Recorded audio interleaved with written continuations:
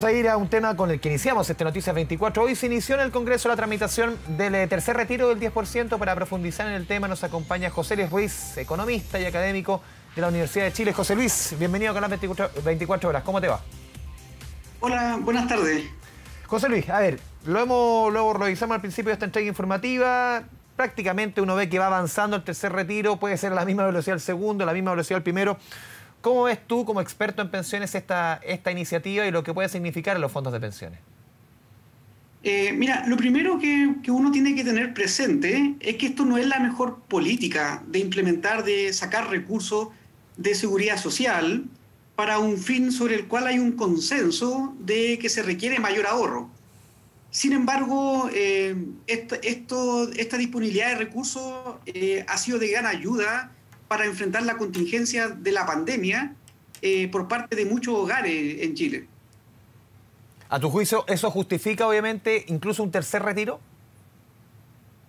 No, es que yo creo, honestamente, técnicamente, yo no soy partidario de ninguno de los retiros. Ya. Creo que las pensiones ya son muy bajas, pero sin embargo, esto ha demostrado algo que un grueso de personas no lo tenía tan claro, y es que los recursos están disponibles, y eso ha sido algo positivo para ellos, darse cuenta que estos no eran papeles que no existían prácticamente en valor. Ha sido una lógica de básicamente ver que estaban estos ahorros, que les pertenecen, pero que claramente la finalidad es un resguardo de seguridad social para un momento en el cual las personas no van a tener ingresos en la vejez, y que es bastante larga. Entonces, en este sentido, enfrentar una coyuntura de corto plazo, sobre la cual, por cierto, no tenemos idea hasta cuándo dura esto, no parece lo más apropiado, pero sí ha sido tremendamente efectivo. José Luis, ¿cuánto esto va a repercutir en otra discusión que se esté llevando en paralelo? Muchos lo han querido llevar por cuerdas separadas, pero al final van bien amarradas, que es la discusión de reforma a pensiones. ¿Cuánto va ya un tercer retiro, que va a avanzar seguramente políticamente? Todo depende también de lo que decía el gobierno, ir o no ir al TC, es una materia obviamente también de abogados. ¿Cuánto eso influye, un tercer retiro, en los parámetros, en la discusión, en los números de una reforma a pensiones? O sea, lo que pasa es que esto va a gravitar definitivamente en que las proyecciones van a demostrar que son bastante insuficientes las pensiones que se están alcanzando. Esto puede gravitar en la necesidad de avanzar, por ejemplo, en una pensión básica universal, que de alguna manera ya este gobierno se va acercando con la propuesta. ¿La discusión va para allá, tú crees, José Luis, de todas formas, a una pensión básica universal? ¿Va a terminar ahí? Yo creo que una de las cosas que vamos a tener definitivamente va a ser un primer piso con una pensión básica universal lo más cercano posible. De hecho, uno podría pensar que ya cubriendo a un 90-95% de la población, no hay por qué llegar al 100%. Sí, hay que pensar que hay personas que no necesitan. De pilar solidario, dices tú.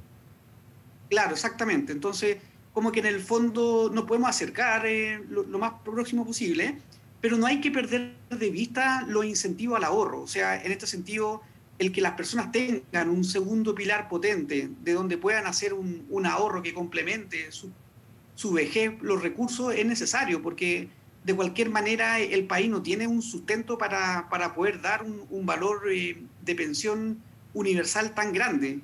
Encuentro muy positivo que la discusión se esté orientando en ciertas garantías, por ejemplo, en poder satisfacer la línea de la pobreza, por ejemplo. Y eso significa entregar mayor seguridad social a las personas.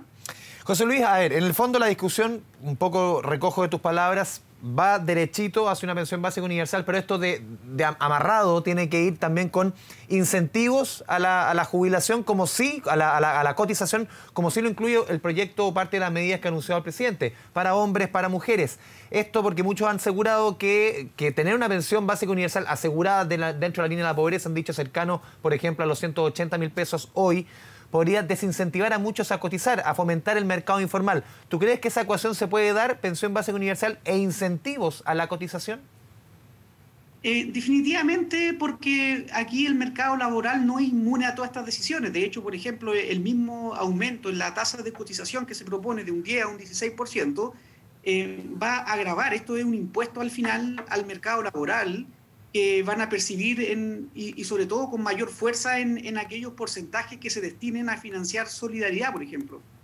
hay que entender que las arcas fiscales no son suficientes para poder financiar un conjunto de equilibrios que se requieren. Por ejemplo, poder mejorar los beneficios hacia las mujeres, poder mejorar beneficios hacia quienes tienen menos, por ejemplo. Entonces, de esta manera se requiere mayor solidaridad dentro del sistema. Uno en forma técnica podría pensar que esto se debiera financiar con impuestos generales de la nación. Sin embargo, no hay los recursos y por lo tanto uno recurre a una solución que te da como una paz social, que es que aquellos que pueden contribuir más ayuden a financiar a los que tienen menos, pero definitivamente detrás de eso hay un impuesto al mercado laboral y por lo tanto eso va a distorsionar decisiones del mercado laboral y eso es claro, o sea, no José hay Luis, duda en eso. sí, lo que hoy conocemos como sistema de pensiones privado, de capitalización individual, las AFP, uno viendo lo que se está discutiendo con un tercer retiro, a ver, obviamente uno dice, cuando estaba el primero dice, ¿cómo va a haber un segundo? Sí, hubo un segundo, hubo un tercero. Uno nunca sabe, si se alarga lamentablemente la pandemia, un cuarto retiro. A ver, este sistema de capitalización individual, ¿tiene fecha de vencimiento a tu juicio tal como lo conocemos hoy día, con un pilar básico, con un pilar universal, solidario para el 90% de la población? ¿Este sistema tal como lo conocemos hoy día, tiene fecha de vencimiento? Yo esperaría que no, porque yo creo que una de las ventajas que ha tenido este sistema es que los recursos al ser invertidos en el mercado de capitales crecen más rápido que cualquier otra lógica que puede incorporar, por ejemplo, gastar los recursos y tener un compromiso a futuro por parte del Estado, que era un sistema de reparto. No hay por qué ir tampoco a ese extremo, pero en el fondo cualquier lógica que se haga va a entregar una menor rentabilidad. Y en ese sentido muchas personas lo están viendo con respecto a los aportes que ellos han hecho y a lo que tienen de saldo en sus cuentas. Entonces, en este sentido, creo que la lógica de capitalización es muy potente y capitalización no significa sistema de AFP, por decirlo de alguna manera. Entonces, yo creo que la discusión ahí es relevante, se puede mejorar en muchos aspectos lo que ya está. No es tan fácil tocar el sistema por un conjunto de leyes que hay, por ejemplo, la de protección a los inversionistas extranjeros, y por lo tanto no es trivial desmantelar este sistema. Por cierto, que tiene temas de legitimidad, que hay que avanzar. Esta lógica de los retiros ha ayudado como con un efecto colateral a que las personas se informen dónde están sus recursos, porque antes de esto habían personas que no sabían ni siquiera en qué AFP estaban. Esto ha ayudado a las personas a entender cuánto saldo tienen y poder ver si sus empleadores le están pagando o no las cotizaciones, algo que debiera ser tan básico, pero que en el fondo las personas no lo hacían. Esto ha ayudado a entender que las AFP dan otros servicios, por ejemplo, pueden proyectar las pensiones que van a obtener, algo que sería muy clave a la hora de hacer una buena planificación. José Luis, dentro de las propuestas que uno ha visto en el marco de la discusión de este tercer retiro, estaba viendo, por ejemplo, lo dijo la diputada Pamela Giles, que ella prometía devolver lo que se sacó del primer, segundo y tercer retiro. Estamos hablando en el global, si se aprobase el tercer retiro, 50.000 millones de dólares, estamos hablando de la valorización de Codelco. También lo decían en otras propuestas, una suerte de bono de reconocimiento, que es esto mismo, que las personas cuando se jubilen le van a devolver lo que se ha sacado en los 3 retiros. ¿Se puede hacer eso en la práctica? O sea, de poder se podría si que el país tuviera los recursos a futuro. Yo creo que no es como la clave, porque en el fondo tú le estarías haciendo una devolución a personas que, por ejemplo, tuvieron un mejor historial de cotizaciones, que fueron beneficiados con mejores salarios, y como que ¿cuál es la lógica de hacerle una devolución a ese grupo que pudo haber sacado estos retiros? Yo creo honestamente que lo que debiéramos avanzar es hacia tener un sistema más integrado con impuestos internos, de tal manera, por ejemplo, de beneficiar a aquellos que tienen menos. Entonces, como que tú tienes más herramientas para poder ir en ayuda de, si quieres, devolver alguna lógica a aquellos grupos de personas que se van a ver más perjudicados con la baja de pensión en el futuro. Entonces, yo no le devolvería a todo el mundo que hizo estos retiros, porque hay gente que ha tenido, como te digo, un mejor historial de trabajo permanente bajo una relación de contrato laboral.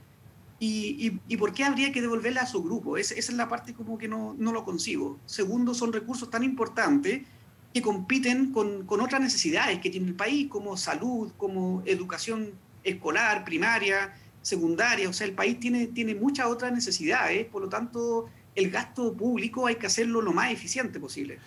Y por último, José Luis, también en otro, porque son 6 proyectos los que se están discutiendo en el Congreso, hoy día entraron 5, hay un sexto que está ahí en barbecho. A ver, algunos proyectos incluyen nuevamente insistir en que puedan retirar el 10% jubilados por renta vitalicia. Explicarle a la gente hoy día por qué eso en la práctica hoy no puede ocurrir. Lo que pasa es que cuando una persona se jubila por renta vitalicia, firma un contrato.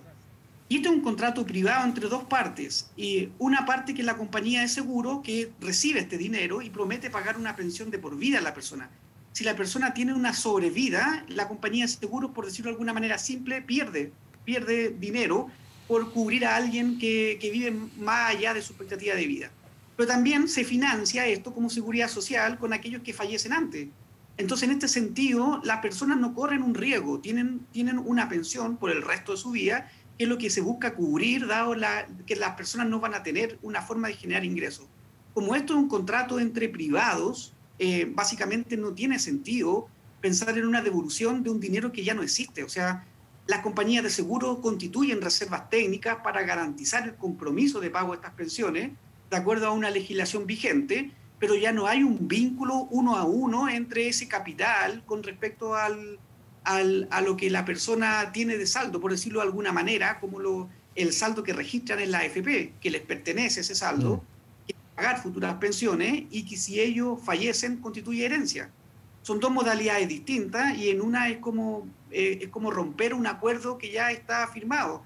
No veo que haya jurisprudencia en eso, o sea, legalmente no hay sentido. Y eso, además de romper eso, genera otro conflicto, que es como ya no empezar a respetar contratos. Entonces eso yo lo veo como más riesgoso todavía de solamente lo que se quiere hacer en este sentido, de poder como equiparar los saldos que pueden tener personas en el sistema de AFP, los que se quedaron con retiros programados, en contra de personas que tomaron una modalidad que es más estable, pero que los recursos ya no le pertenecen. José Luis Ruiz, economista y académico de la Universidad de Chile, te agradecemos este contacto con Canal 24 Horas. Muy buenas tardes. Muchas gracias por la invitación, que estén muy bien. Chao, chao.